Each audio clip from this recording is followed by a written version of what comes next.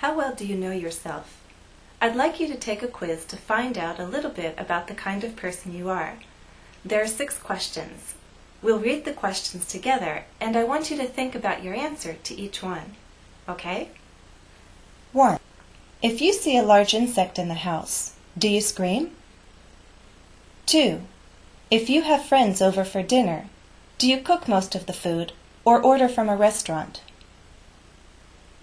3. If you have a lot of work, do you do it right away or leave most of it for the next day?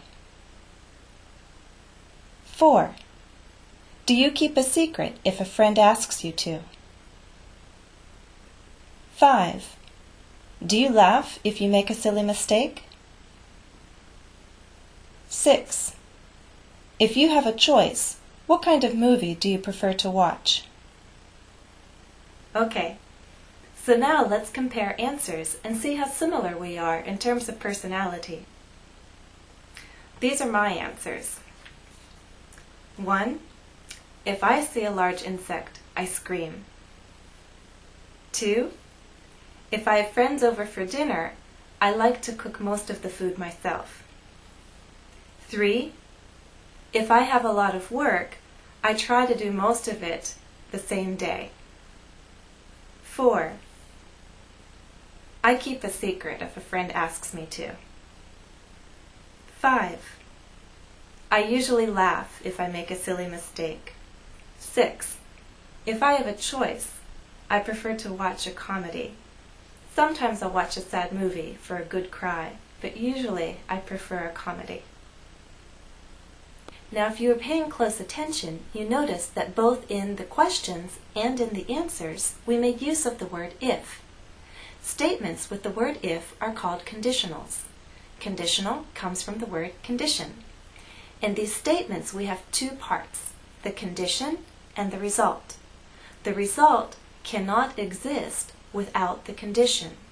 So first you have a condition, then you get the result. For example, if I see a bug, I scream. I'm not going to scream unless there's the bug. Get it? So you have a condition, you get the result. So here are 2 statements from our quiz. These were my answers. If I see a large insect in the house, I scream. I laugh if I make a silly mistake. We said that conditionals have 2 parts, the condition and the result. So let's find those parts in these 2 statements. If I see a large insect in the house, part 1, I scream, part 2. Which is the result? Screaming. So the screaming will not take place, cannot happen, without the condition. There must be a condition for a result. Down here, I laugh if I make a silly mistake. Here's one part, I laugh, and here's the other part, introduced by if. If introduces the condition. So making the silly mistake leads to laughter. Now, the 2 parts actually have a name in grammar. We call them clauses. And a clause is a group of words that has a subject and a verb. So a clause has a subject and a verb. Example, down here, if I see a large insect, there's clause 1, subject I, verb see. Here's clause 2, I, and scream, subject and verb. Now, there are independent and dependent clauses. And if we come back, let's see again, if I see a large insect, I scream. The independent clause here is I scream because this thought is complete. It can stand on its own and it makes sense. This first clause, if I see a large insect, it makes sense, but only if it's part of the whole sentence. That's why it's a dependent clause.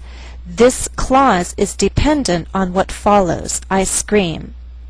I'm only pointing these things out because it's important to understand that conditionals have the 2 clauses, and the clauses can change places.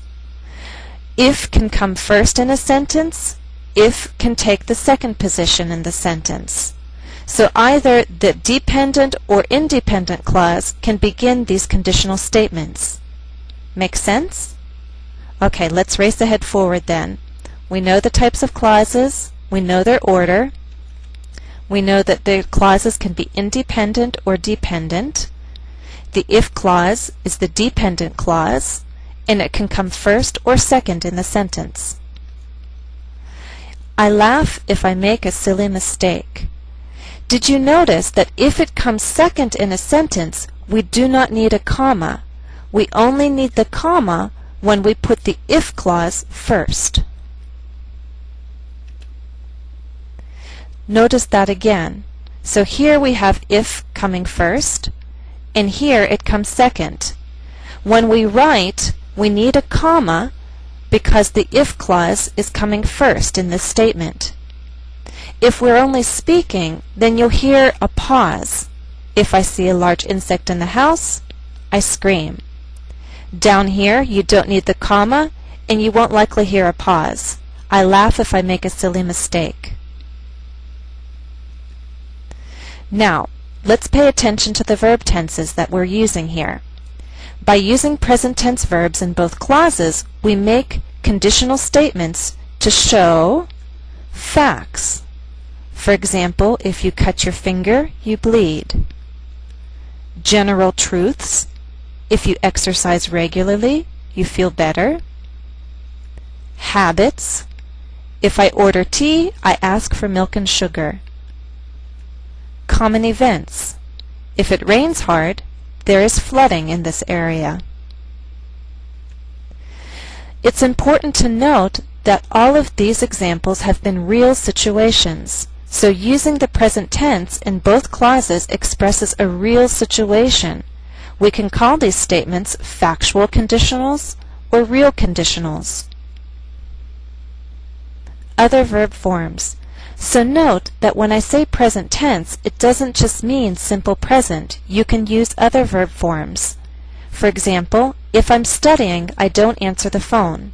This is the present progressive and showing a habit. If you watch my lessons, you can learn a lot. Can is a modal, so we can also use modals in these statements to show real situations. Here, can is expressing a possibility. So let's review now. On your screen you see 5 beginnings to 5 statements. I'll tell you an ending, and you tell me which statement it completes. For example, if I say, it becomes dry, you tell me that it completes statement 2. If you cook meat for too long, it becomes dry. Here's another one. If you're lost. If you're lost, complete statement 3. You should ask for directions if you're lost. Next one. If your boss is talking to you. If your boss is talking to you. Completes statement 5. You should listen if your boss is talking to you. Another one. I can't concentrate. I can't concentrate.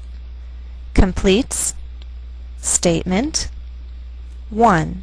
If I'm tired, I can't concentrate. And the last, I try to help. I try to help. Complete statement number 4. If I see someone in need, I try to help. If you're looking for more practice, go back to the beginning of this lesson and answer those 6 questions from the quiz in full sentences. You can also try adding 2 or 3 of your own questions. Alright, I hope this first lesson has been helpful to you. Please be sure to check out the other lessons that I'll put on YouTube for conditionals, okay? Alright, happy studies!